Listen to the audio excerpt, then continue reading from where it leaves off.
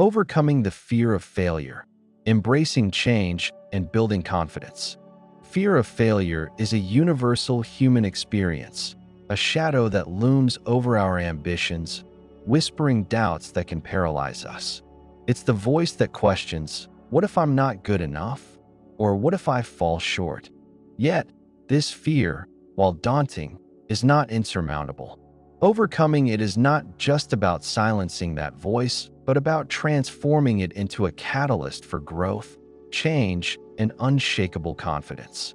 This essay explores practical, actionable steps to conquer the fear of failure, embrace change, and start truly living with courage and self-assurance. Understanding the fear of failure. At its core, the fear of failure stems from our desire to protect ourselves, our egos, our reputations, and our sense of security. It's rooted in the stories we tell ourselves about what failure means: shame, rejection, or proof of inadequacy. But failure is not the opposite of success. It's a stepping stone toward it.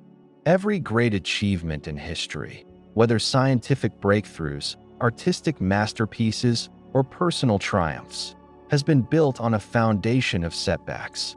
Reframing failure as a teacher rather than a verdict is the first step to overcoming its grip. To begin, acknowledge the fear. Denying it only gives it more power. Ask yourself, what exactly am I afraid of? Is it judgment from others? Loss of opportunity? Or simply the discomfort of uncertainty? By naming the fear, you strip it of its vagueness and make it manageable. Journaling or talking to a trusted friend can help clarify these thoughts. This act of self-awareness lays the groundwork for change, taking small, courageous steps. The journey to overcoming fear starts with action, no matter how small. Confidence isn't born overnight. It's built through consistent, incremental steps that prove to yourself you're capable. Begin with low-stakes challenges that align with your goals. If you dream of starting a business but fear failing, don't quit your job and dive in head first. Instead, research your market, draft a business plan, or take a short course. Each small success chips away at self-doubt and builds momentum. A powerful strategy is to set process goals rather than outcome goals.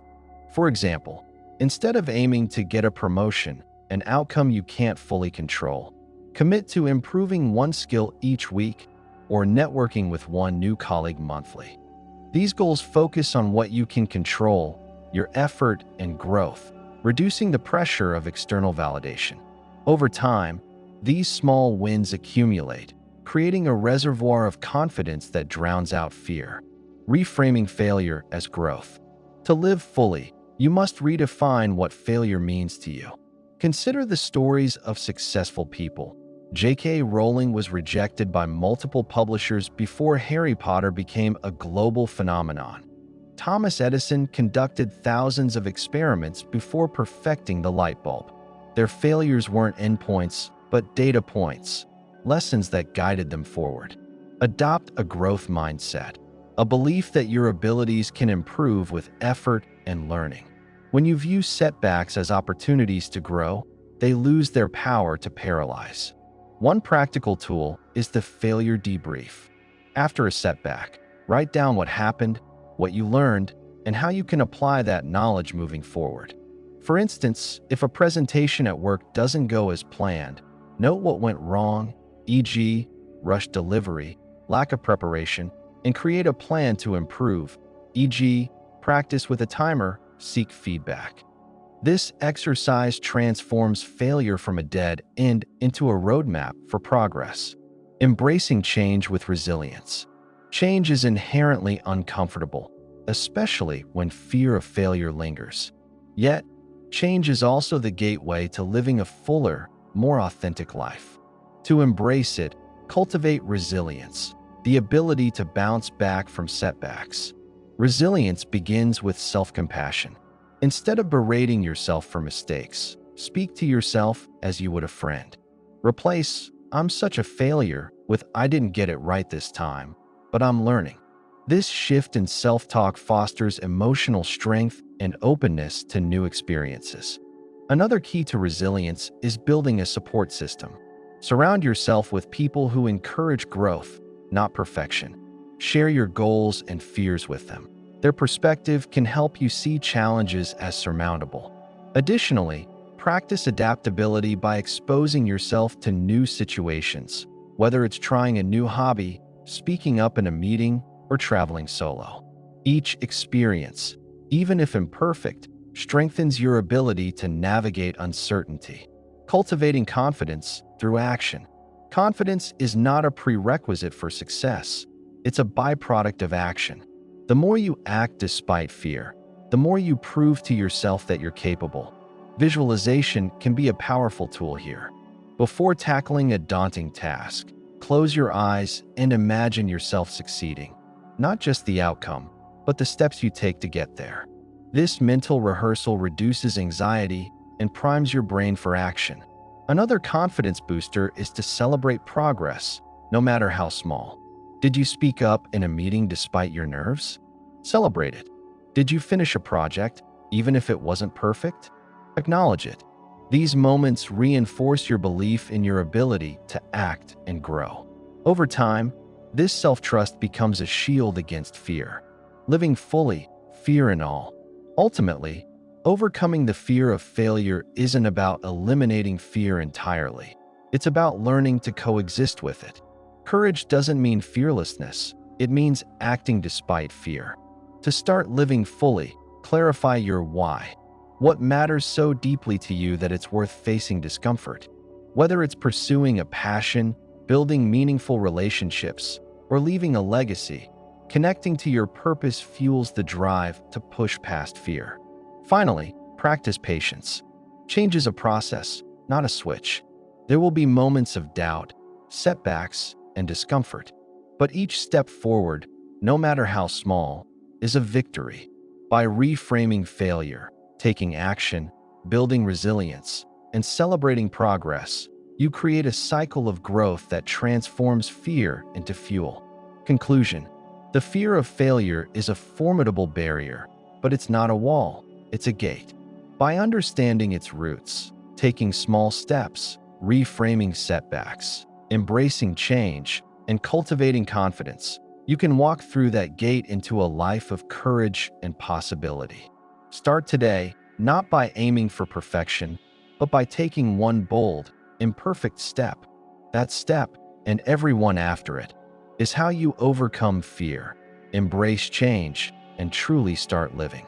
Of all the human fears, heights, darkness, the unknown, there is one that is perhaps the most universal, the most paralyzing, and the most intimately tied to our very potential. It is not a fear of something external, but of something that emanates from our own actions. It is the fear of failure. This fear is a quiet whisper in the ear of the student before an exam, a heavy weight on the chest of the entrepreneur before a launch, a cold grip on the heart of anyone who has ever dared to dream of something more. It tells us that to try is to risk, and to risk is to open ourselves up to judgment, to shame, to the stark, confirming evidence that we are not enough. But what if we have been listening to the wrong message? What if failure is not the monster in the closet, but the most demanding and effective teacher we will ever have? Overcoming the fear of failure is not about eliminating the possibility of stumbling. It is about fundamentally redefining our relationship with falling, and in doing so, embracing the very engine of growth, change, and building from within an unshakable confidence. The first and most critical step is to reframe the concept of failure itself. In our success-obsessed culture, we see failure as a full stop, a final verdict. But in the laboratories of science, in the rehearsal halls of artists, and in the iterative process of design, failure is not an end. It is data. It is feedback. Every misstep, every flawed outcome, provides invaluable information about what doesn't work, pushing us closer to what does. Thomas Edison, when questioned about his 10,000 unsuccessful attempts to create a light bulb, famously replied, "I have not failed. I've just found 10,000 ways that won't work." He wasn't just being optimistic. he was being a scientist. He understood that failure is a necessary component of discovery. This reframing allows us to embrace change rather than resist it. The fear of failure is, at its core, a fear of change, a desperate desire to remain in the safe, known territory of the present, even if that territory is limiting. But life is not static. Change is the only constant. When we learn to see failure as a navigational tool on the map of change, it loses its power to terrify us. We begin to take calculated risks. We view new challenges not as threats, but as opportunities to gather more data, to learn, and to adapt. The person who is unafraid to fail is the person who is truly free to innovate, to create, and to evolve. And from this cycle of trying, learning, and adapting, something profound begins to grow: genuine confidence. This is not the brittle, loud confidence of someone who has never been tested. It is a quiet, resilient, and deeply rooted self-assurance. It is the confidence that comes not from a perfect track record, but from the proven knowledge that you can survive a setback. You can analyze what went wrong, adjust your approach, and try again. This kind of confidence is built, brick by brick, with every small risk taken, every mistake owned, and every lesson integrated. It is the confidence that says, "I may not know how to do this yet, but I have the capacity to figure it out." So, the next time that familiar fear rises within you, the tightness in your throat, the voice of doubt, I invite you to pause. See the challenge not as a cliff edge, but as a crossroads. Recognize that the goal is not a flawless performance, but a valuable experience. Embrace the change that trying something new will inevitably bring. For on the other side of that fear lies the most profound success of all, the success of having dared greatly, of having learned profoundly, and of having built, within yourself, a confidence that no single outcome can ever destroy. The only true failure is the failure to try at all. The rest is just research and development on the path to becoming who you are meant to be.